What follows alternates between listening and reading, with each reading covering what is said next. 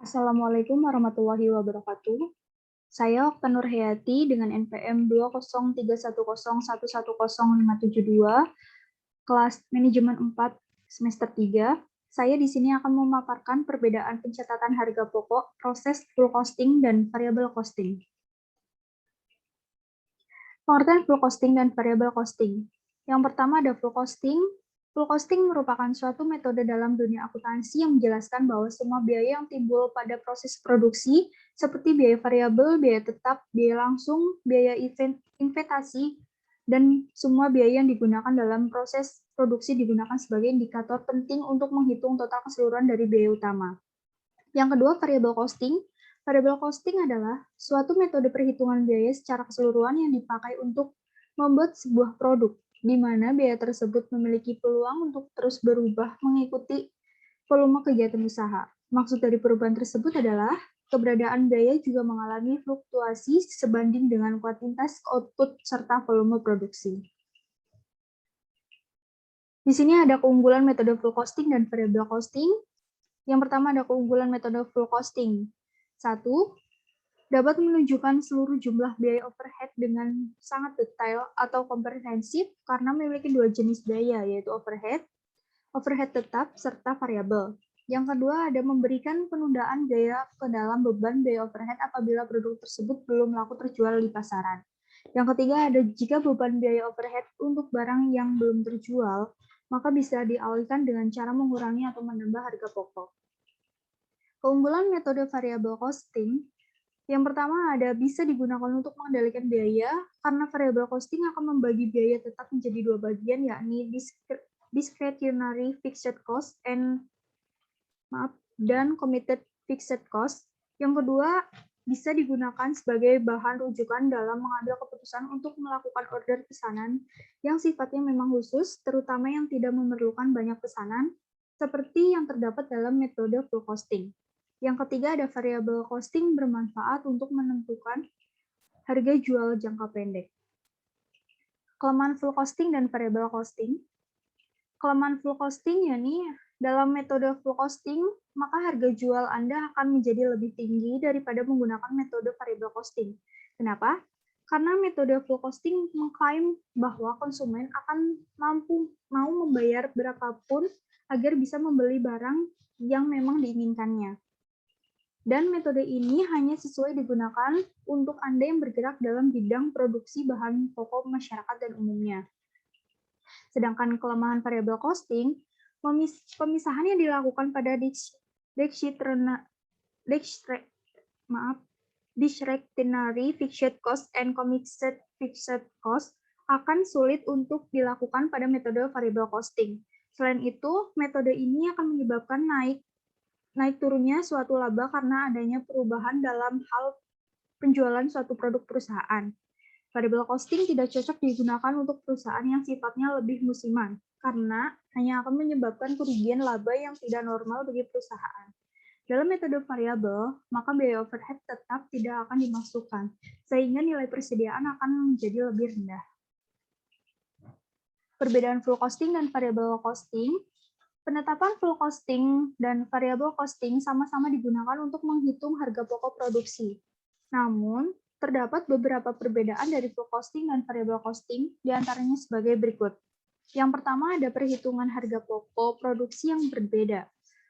Agar bisa menghitung harga pokok produksi yang terdapat di dalam suatu perusahaan, maka perbedaan yang paling menonjol dari keduanya adalah pada metode full costing lebih banyak menggunakan beban overhead pabrik tetap dan variabel. Sedangkan pada metode variable costing, di dalamnya hanya menghitung beban overhead variabel saja. Beban dari overhead pabrik ini adalah biaya produksi yang tidak termasuk biaya bahan baku dan juga bahan SDM langsung. Sedangkan beban overhead pabrik tetap adalah biaya yang tidak berubah walaupun ada perubahan di dalam volume produksi. Yang kedua ada laporan keuangan pada laporan laba rugi. Bila Anda menggunakan metode full costing, maka biaya overhead akan dilaporkan di dalam laporan keuangan bila produk tersebut memang sudah terjual. Sedangkan untuk metode variable costing yang baik, terjual atau tidaknya suatu produk akan tetap dilaporkan di dalam laporan keuangan, sehingga jumlah pendapatan pendapatan perusahaan pun akan tetap berkurang. Yang ketiga ada biaya per periode. Di dalam metode full costing, biaya yang terdapat pada periode akan dinilai sebagai biaya tidak berkaitan dengan biaya produksi, tapi tetap akan mengurangi laba perusahaan. Biaya periode yang ada variable costing ini akan ikut dibebankan di dalam produksi. Kemudian laporan keuangan full costing.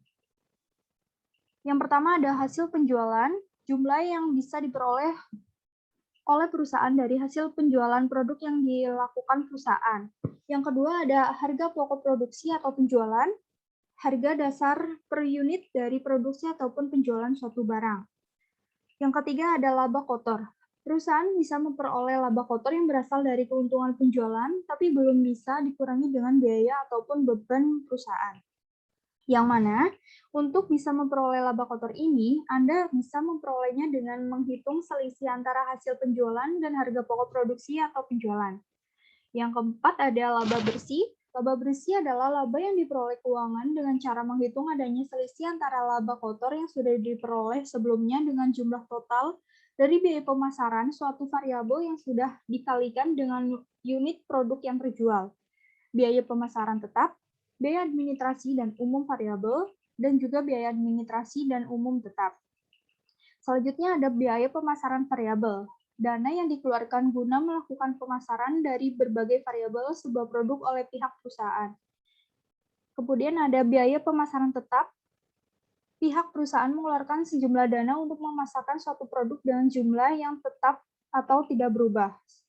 Kemudian ada biaya administrasi dan umum variabel. Sejumlah dana yang dikeluarkan oleh pihak perusahaan guna mendukung adanya proses produksi. Yang terakhir ada biaya administrasi dan umum tetap. Sejumlah uang yang digunakan untuk mendukung proses produksi perusahaan yang dikeluarkan oleh pihak perusahaan. Kemudian ada laporan keuangan metode variable costing. Adanya perhitungan harga pokok produksi bagi metode variable costing bertujuan untuk membuat sebuah laporan keuangan yang terdiri dari hal-hal berikut ini. Yang pertama ada biaya bahan baku. Seluruh pengeluaran yang dilakukan perusahaan dalam kegiatan untuk membeli bahan baku satu produk. Yang kedua ada biaya tenaga kerja. Adanya biaya yang dikeluarkan perusahaan dalam membayar gaji para karyawan perusahaan. Yang ketiga ada biaya overhead pabrik variabel. Adanya kelebihan biaya yang tidak terduga dan terjadi dalam sebuah perusahaan, sehingga tidak dapat diperhitungkan sebelumnya. Yang terakhir ada biaya pokok produksi. Menghasilkan nominal biaya pokok produksi dalam membuat barang yang dihitung per unit. Kemudian di sini ada salah satu langkah merubah laporan laba rugi variable costing menjadi full costing. Adapun langkah merubah laporan laba rugi variable costing menjadi full costing, harga pokok persediaan barang dalam proses awal dan harga pokok persediaan barang jadi awal ditambah dengan biaya overhead pabrik tetap. Di sini rumusnya BOP tetap per unit dasar pembebanan sama dengan BOP sesungguhnya pada periode sebelumnya dibagi dasar pembebanan. Untuk rumus yang keduanya, BOP tetap sama dengan BOP tetap per unit dikali kuantitas dasar pembebanan pada persediaan awal. Rekening kontrol yang digunakan dalam variable costing.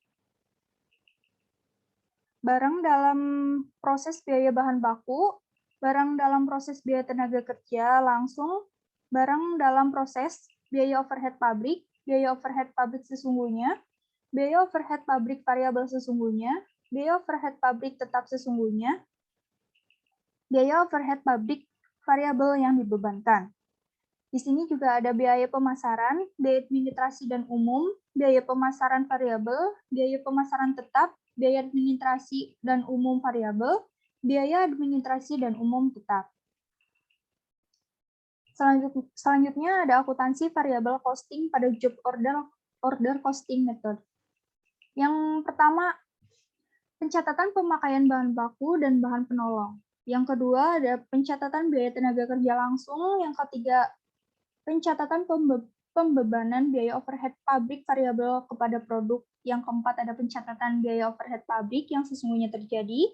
Yang kelima, ada pemisahan biaya overhead pabrik sesungguhnya ke dalam biaya variabel dan biaya tetap. Yang keenam, ada pencatatan harga pokok produk. Jadi, yang ketujuh, ada penutupan rekening biaya overhead pabrik variabel yang dibebankan ke rekening biaya overhead pabrik sesungguhnya. Kedelapan, pencatatan biaya komersial. Yang kesembilan, pencatatan penyerahan produk kepada pemesan. Di sini saya akan mencontohkan perbandingan laporan keuangan, laporan laba rugi metode full costing, dan laporan laba rugi metode variable costing. Perbedaannya sangat mudah, yaitu lebih mudah metode full costing, karena metode full costing ini lebih simpel daripada metode variable costing. Full costing hanya memasukkan biaya-biaya tertentu, sedangkan metode variable costing memasukkan biaya produksi variabel, biaya pemasaran variabel, biaya administrasi dan umum variabel, dan juga di sini ada laba kontribusi dan biaya produksi tetap, biaya pemasaran tetap, biaya administrasi dan umum dan